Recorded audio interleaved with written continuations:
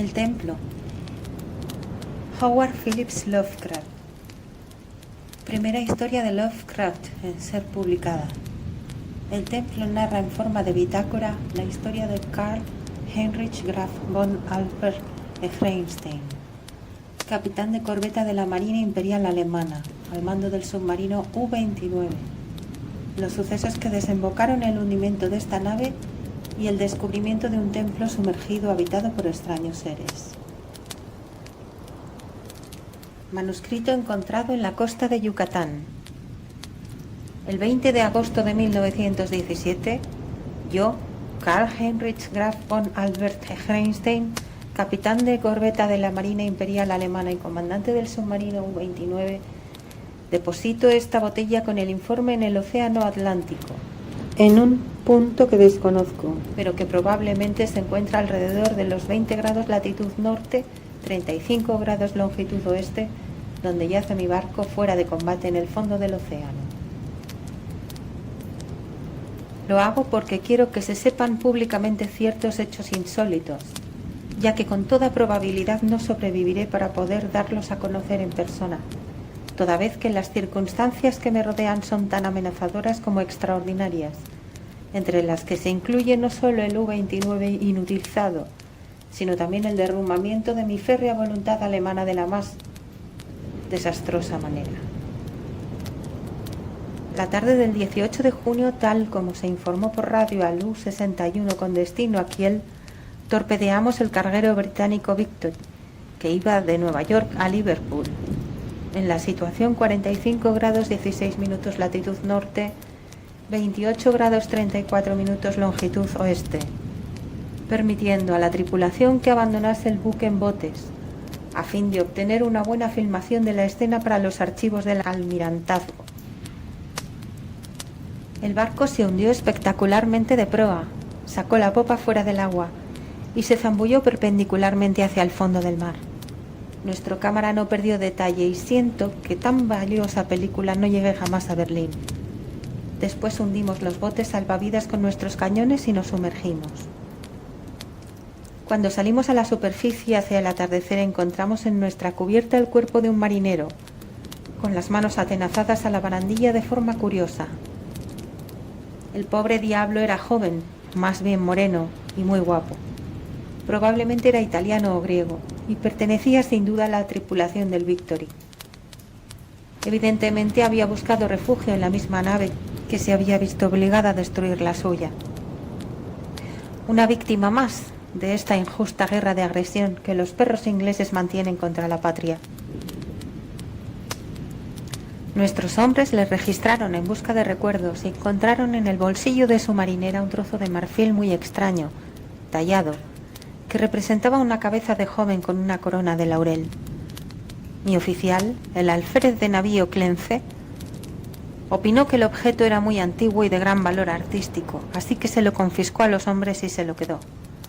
Pero ni a él ni a mí se nos ocurría cómo habría llegado a manos de un simple marinero. Al ser arrojado el muerto por la borda, ocurrieron dos incidentes que causaron gran inquietud entre la tripulación. Le habían cerrado los ojos al infeliz, pero al desprender su cuerpo de la barandilla se le volvieron a abrir, y muchos tuvieron la curiosa impresión de que miraron fijamente como con burla a Smith y a Zimmer, que estaban inclinados sobre su cadáver. Al contramaestre Müller, hombre maduro que habría llegado más lejos de no haber sido un cochino y supersticioso alsaciano, le excitó de tal modo esa impresión que siguió observando el cadáver en el agua y juró que tras sumergirse un poco puso los brazos y las piernas en posición de nado y desapareció velozmente bajo las olas en dirección sur.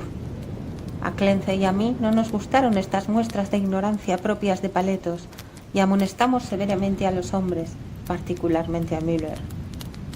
Al día siguiente se creó una situación muy molesta debido a la indisposición de algunos miembros de la tripulación.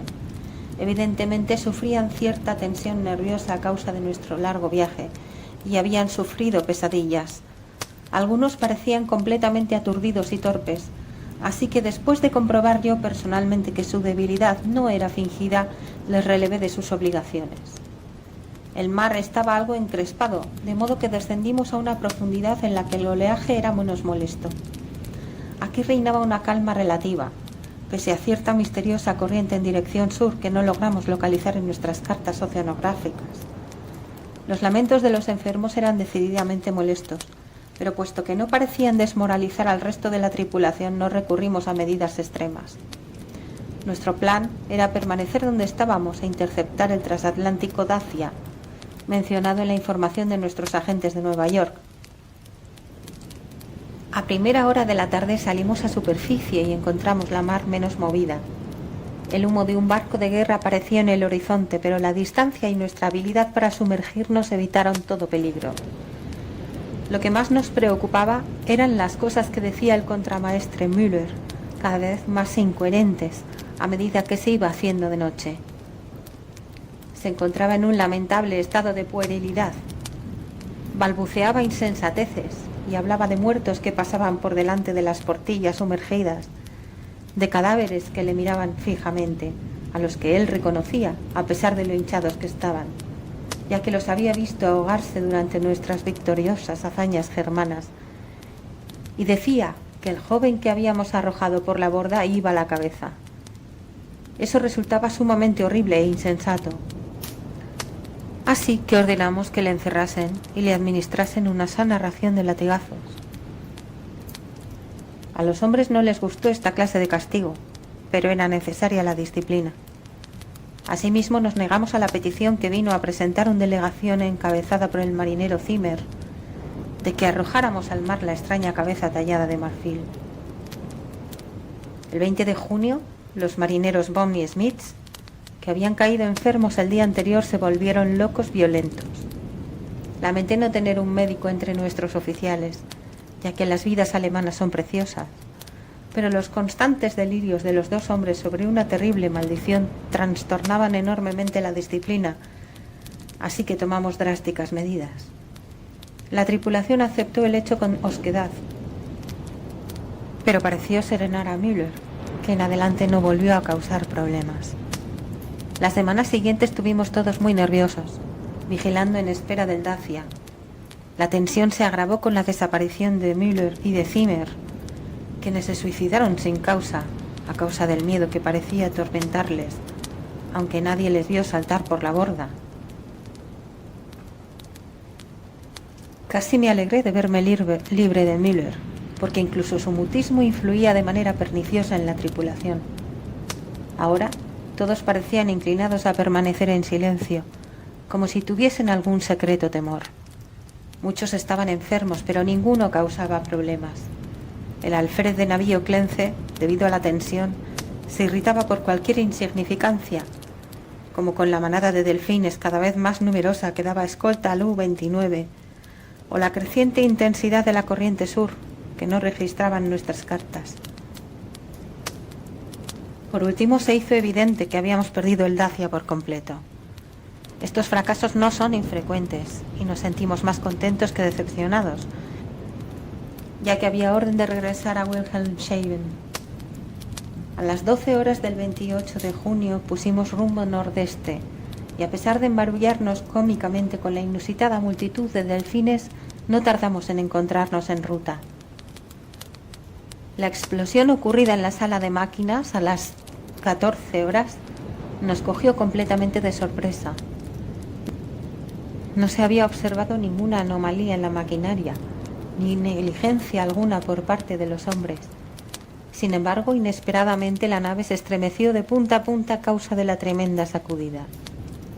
El alférez de navío Clence acudió corriendo a la sala de máquinas, encontrando el depósito de combustible y casi todo el mecanismo destrozados, y a los maquinistas Rabe y Schneider muertos. Nuestra situación era verdaderamente grave, porque si bien los regeneradores químicos de aire estaban intactos y podíamos utilizar los dispositivos para elevar y sumergir la nave y abrir las escotillas para reabastecernos de aire comprimido y recargar los acumuladores, no había posibilidad de propulsar ni gobernar el submarino. Tratar de buscar rescate mediante botes salvavidas significaba ponernos en manos de nuestros enemigos, irracionalmente resentidos contra nuestra gran nación alemana. Por otra parte, desde nuestro enfrentamiento con el Victory no habíamos podido conseguir establecer contacto por radio con ninguna unidad de la Marina Imperial. Desde el momento del accidente hasta el 2 de julio, fuimos arrastrados constantemente hacia el sur, casi sin planes y sin avistar ningún buque. Los delfines seguían dando escolta al U-29, circunstancia sorprendente en cierto modo, teniendo en cuenta la distancia que llevábamos recorrida. En la mañana del 2 de julio avistamos un buque de guerra con bandera americana y los hombres se mostraron muy nerviosos y con deseos de rendirse. Finalmente, el alférez de navío Clence tuvo que pegarle un tiro a un tal Traube, dado que no paraba de incitar con especial violencia este acto tan antigermánico. Esto acalló a la tripulación durante un tiempo y nos sumergimos sin ser detectados. Por la tarde, una densa bandada de aves marinas apareció por el sur y el océano empezó a moverse presagiosamente. Cerramos las escotillas y esperamos a ver qué pasaba, hasta que comprendimos que debíamos sumergirnos si no queríamos que nos hundiese el creciente oleaje. Cada vez teníamos menos presión de aire y electricidad y tratábamos de evitar el uso innecesario de nuestros escasos recursos mecánicos. Pero en este caso no había elección. No bajamos a mucha profundidad y cuando la mar se calmó un poco unas horas después, decidimos ir a la superficie. Pero entonces surgió una nueva dificultad. La nave se negaba a responder a nuestra dirección, pese a todos los esfuerzos de los mecánicos. Los hombres se asustaron aún más al sentirse prisioneros bajo el mar, y algunos empezaron a hablar nuevamente en voz baja de la imagen de marfil del alférez del navío Clence, pero la visión de su pistola automática les calmó. Mantuvimos a los pobres diablos todo lo ocupados que pudimos en la reparación de las máquinas, aunque sabíamos que era inútil. Clence y yo dormíamos normalmente en turnos distintos, y fue mientras yo dormía cuando se declaró el motín general, hacia las 5 horas del 4 de julio.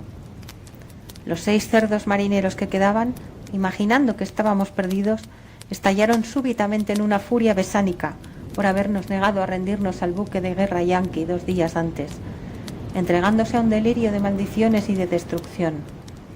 Rugían como animales y rompían indiscriminadamente muebles e instrumentos, gritando insensateces tales como que era la maldición de la imagen de marfil y del atezado joven muerto que les había mirado antes de desaparecer nadando. El alférez de navío Clence parecía paralizado, imposibilitado, como era de esperar en un enano blando y afeminado.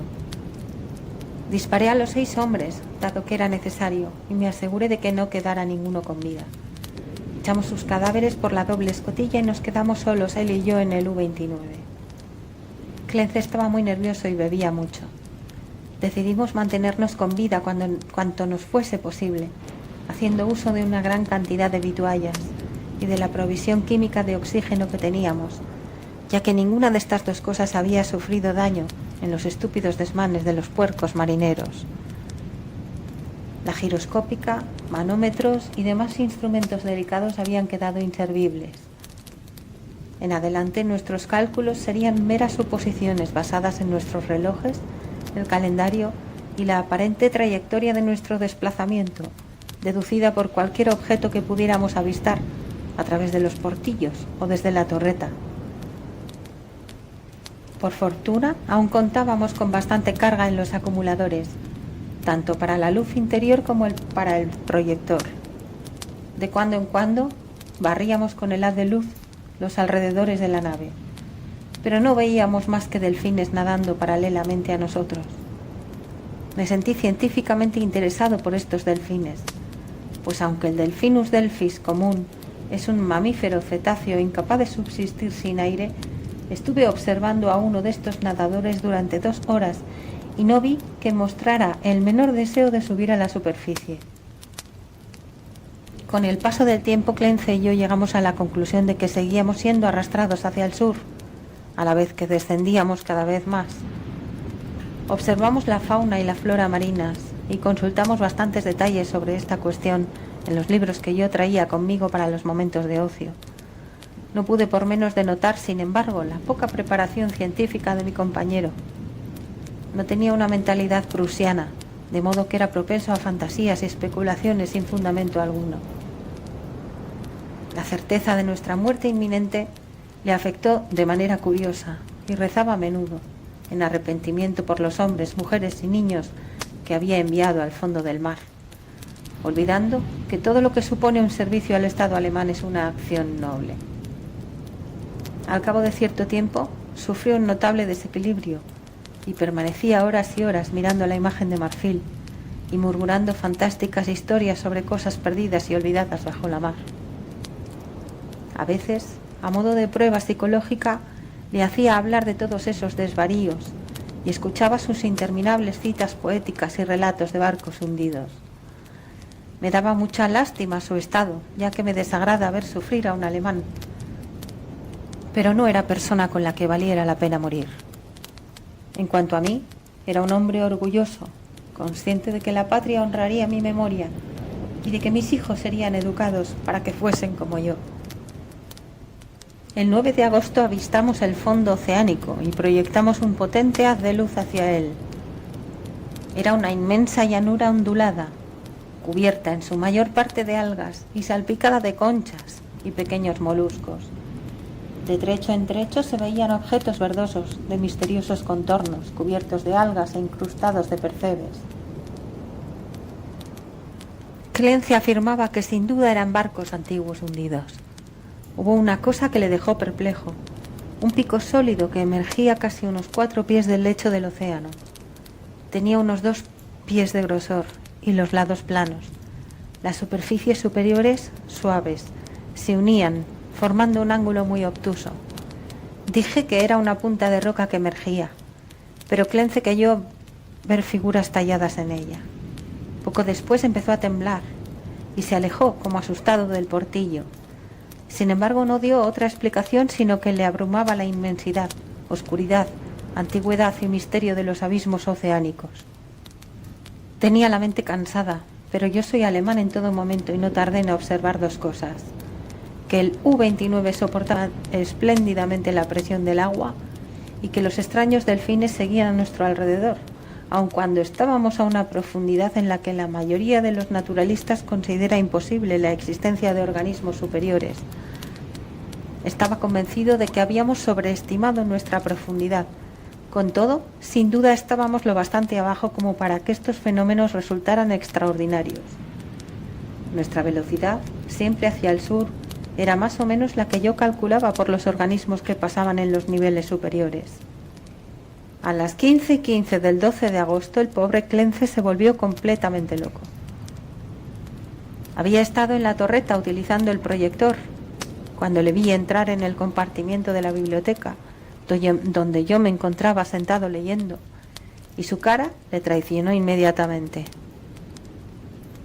Repetiré aquí lo que dijo, subrayando las palabras que él recalcó.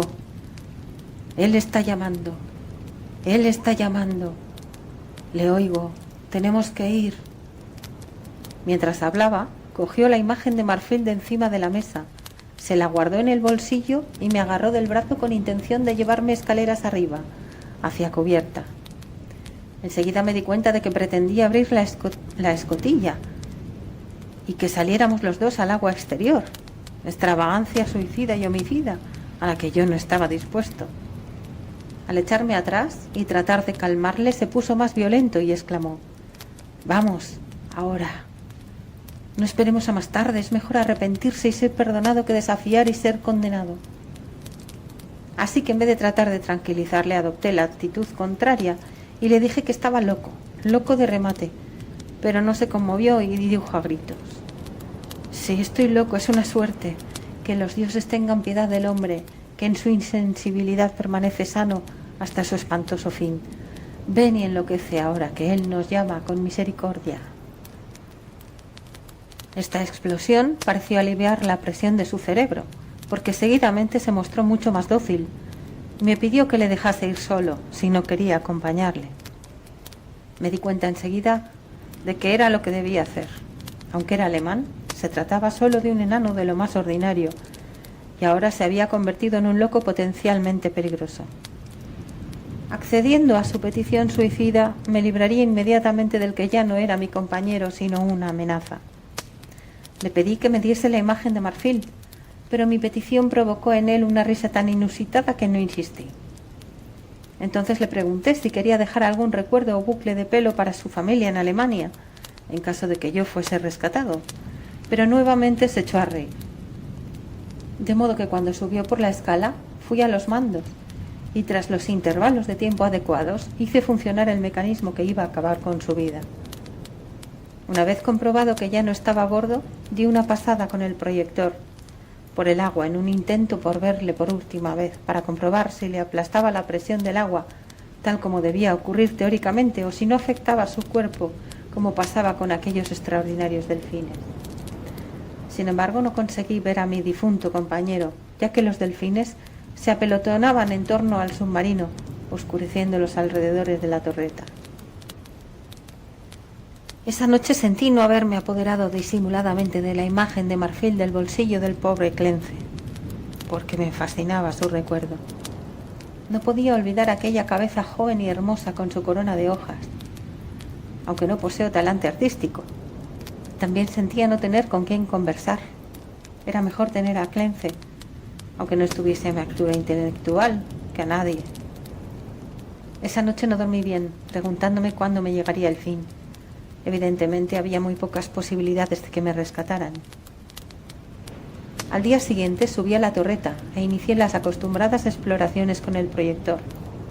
Hacia el norte, la perspectiva era muy semejante a la que habíamos tenido desde que avistamos el fondo, pero noté que el desplazamiento del U-29 era menos rápido. Al enfocar el haz de luz hacia el sur, noté que el fondo oceánico descendía en un pronunciado declive y que había bloques de piedra curiosamente regulares en determinados puntos, dispuestos como siguiendo un trazado concreto. La nave al principio no descendió enseguida paralelamente a la creciente profundidad del océano, de modo que no tardé en verme obligado a ajustar el proyector a fin de seguir enfocando su potente haz hacia abajo. A causa del brusco movimiento se desconectó un cable y tardé varios minutos en conectarlo otra vez. Finalmente volvió la luz al proyector y se derramó por el valle marino que tenía debajo de mí. No soy propenso a dejarme llevar por emociones de ninguna clase, pero mi asombro fue muy grande cuando vi lo que el haz de luz eléctrica iluminaba. Sin embargo, como persona educada en el mejor cultur de Prusia, no debía haberme asombrado, ya que la geología y la tradición nos hablan igualmente de grandes transposiciones de zonas oceánicas y continentales. Lo que vi fue una complicada serie de edificios en ruinas, todos de una arquitectura magnífica, aunque inclasificable, y en diversos grados de conservación. La mayoría parecía ser de un mármol que brillaba blanquecino bajo los rayos del proyector, y el trazado general correspondía a una gran ciudad enclavada en el fondo de un estrecho valle, con numerosos templos y villas diseminados por las empinadas laderas.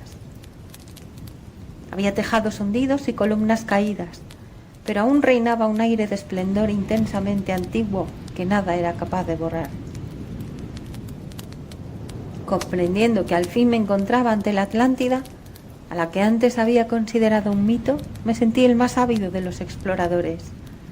En el fondo de aquel valle había transcurrido un río en otro tiempo, porque al examinar con más atención el paisaje vi restos de puentes de piedra y de mármol, diques, terrazas y terraplenes en otro tiempo verdeantes y hermosos. En mi entusiasmo me sentí tan idiota y sentimental como el pobre Clence, y tardé en darme cuenta de que la corriente sur había cesado, dejando que el U-29 descendiera lentamente hacia la ciudad sumergida, como el aeroplano se posa en una ciudad arriba en la superficie. También tardé en darme cuenta de que había desaparecido la manada de extraordinarios delfines. Unas 2 horas después, la nave se posó en una plaza pavimentada, cerca de la pared rocosa del valle.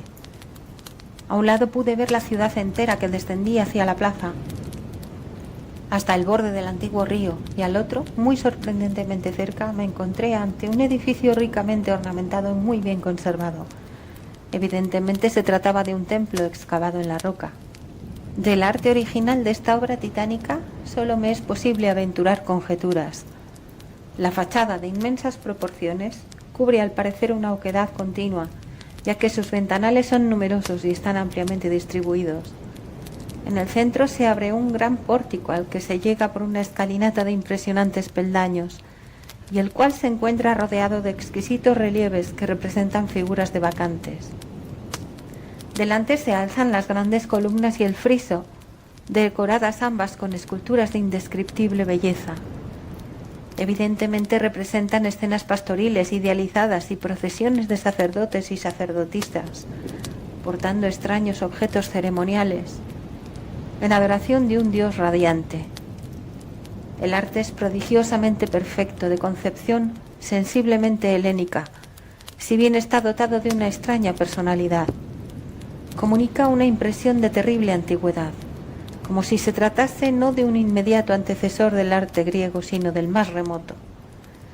No me cabe duda de que cada elemento de esa obra imponente está esculpido en una ladera de roca virgen de nuestro planeta, aunque no puedo imaginar cómo excavaría en su interior. Quizá proporcionase el hueco principal alguna caverna o serie de cavernas.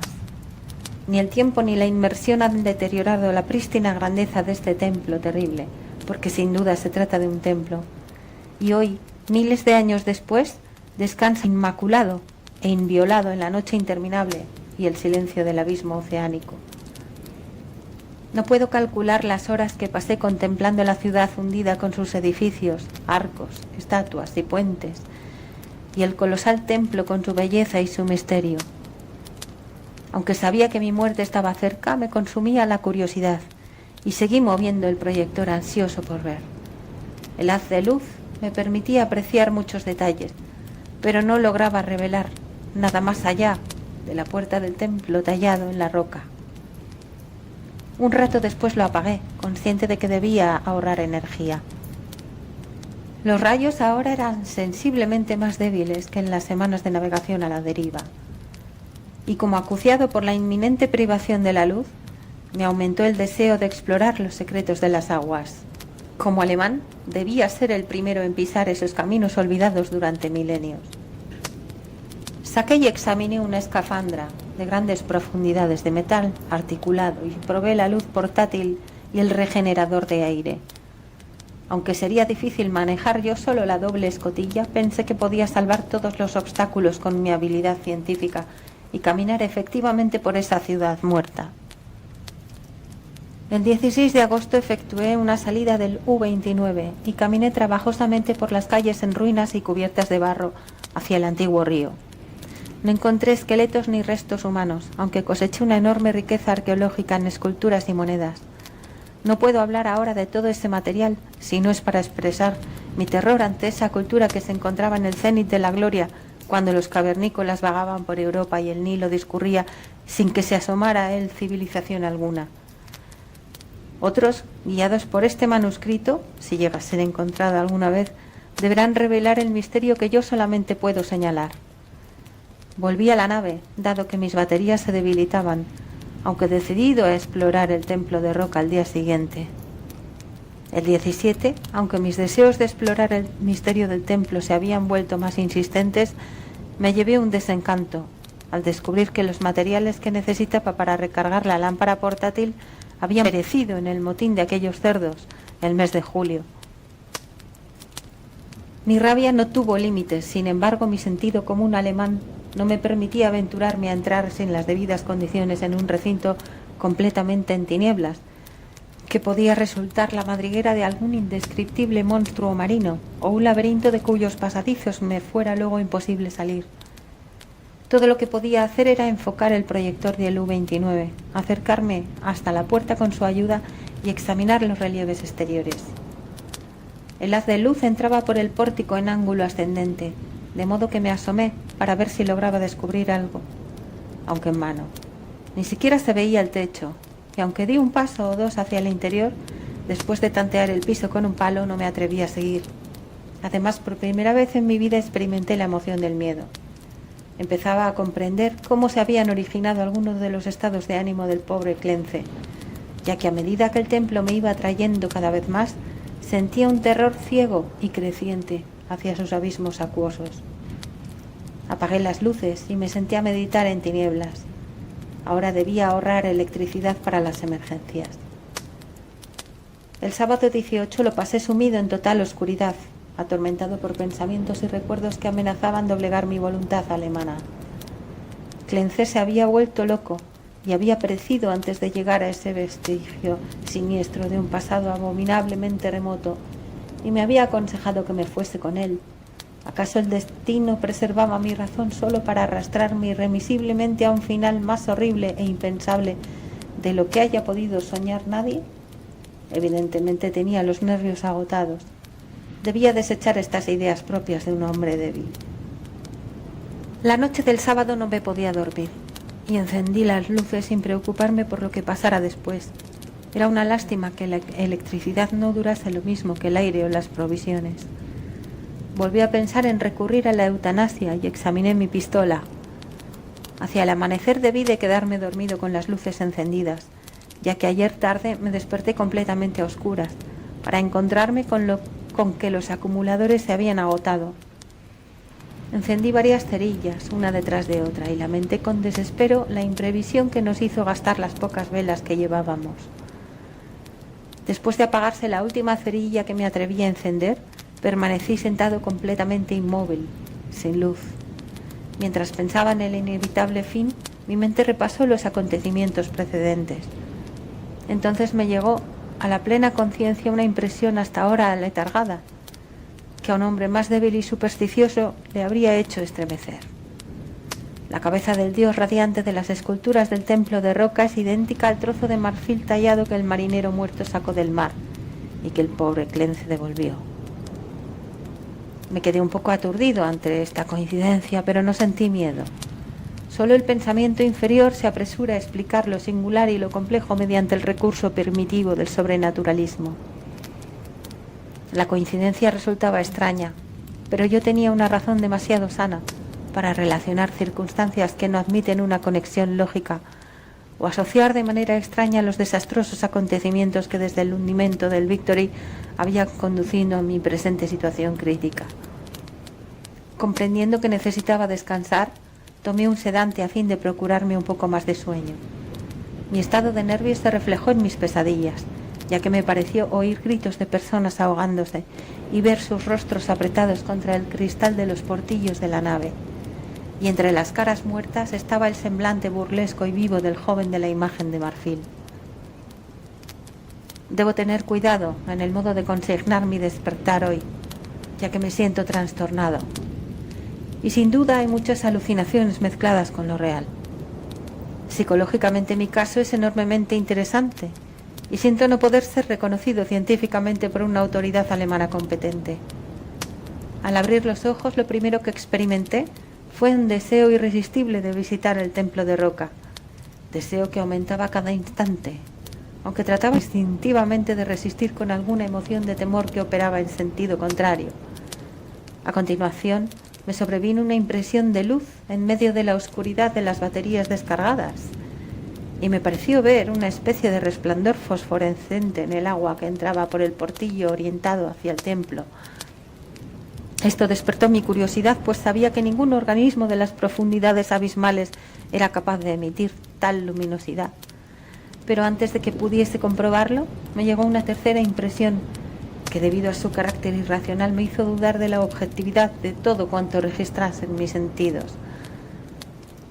Fue una ilusión auditiva, una sensación de sonido rítmico, melódico, como de cántico o himno coral frenético, aunque hermoso, que provenía del exterior y traspasaba el casco del U-29, pese a estar absolutamente insonorizado. Convencido de mi anormalidad psicológica y nerviosa, encendí algunas cerillas y me tomé una fuerte dosis de bromuro sódico, que pareció calmarme hasta el extremo de disipar esta ilusión de sonido. Pero seguía la fosforescencia y me costó trabajo reprimir el infantil impulso de ir a la portilla a averiguar su causa. Era espantosamente realista, hasta el punto de que podía distinguir los objetos familiares que me rodeaban, así como el vaso vacío del bromuro, del que no tenía impresión visual alguna del sitio donde lo había dejado.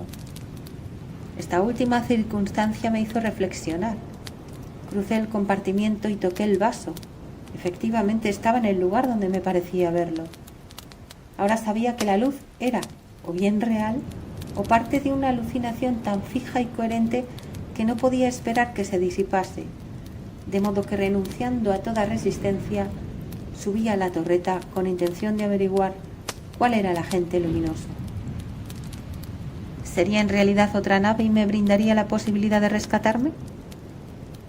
Conviene que el lector no acepte como verdad objetiva nada de cuanto sigue. Dado que los acontecimientos trascienden la ley natural, han de ser necesariamente creaciones subjetivas e irreales de mi mente sobreexcitada.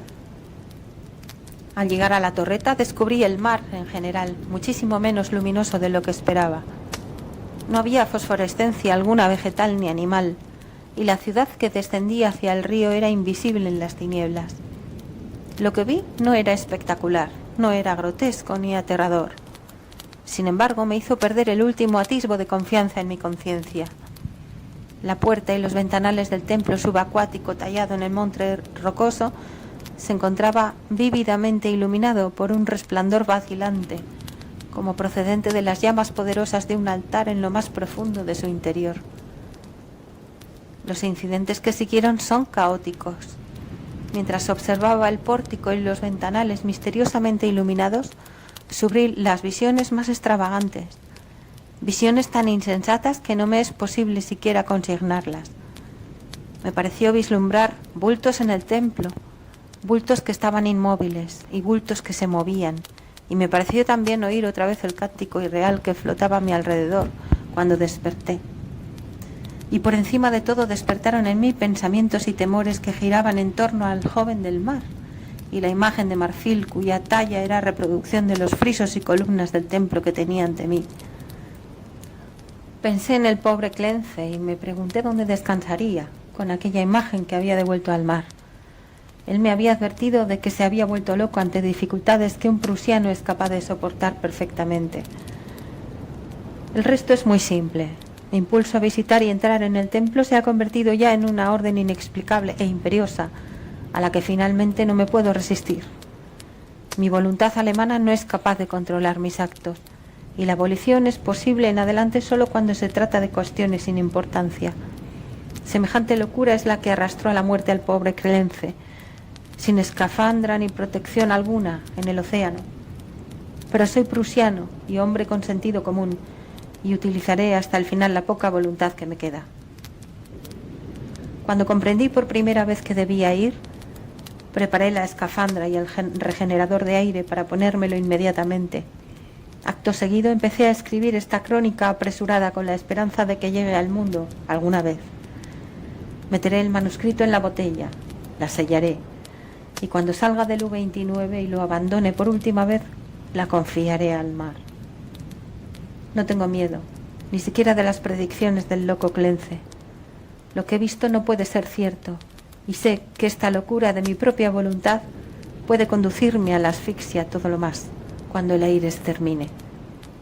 La luz del templo es una pura alucinación, así que moriré serenamente, como alemán, en las negras y olvidadas profundidades. Esa risa demoníaca que oigo mientras escribo es tan solo producto de mi cerebro debilitado. Me pondré cuidadosamente el traje y subiré intrépidamente la escalinata de ese santuario primordial, de ese mudo secreto de las aguas insondables y de los tiempos inmemoriales.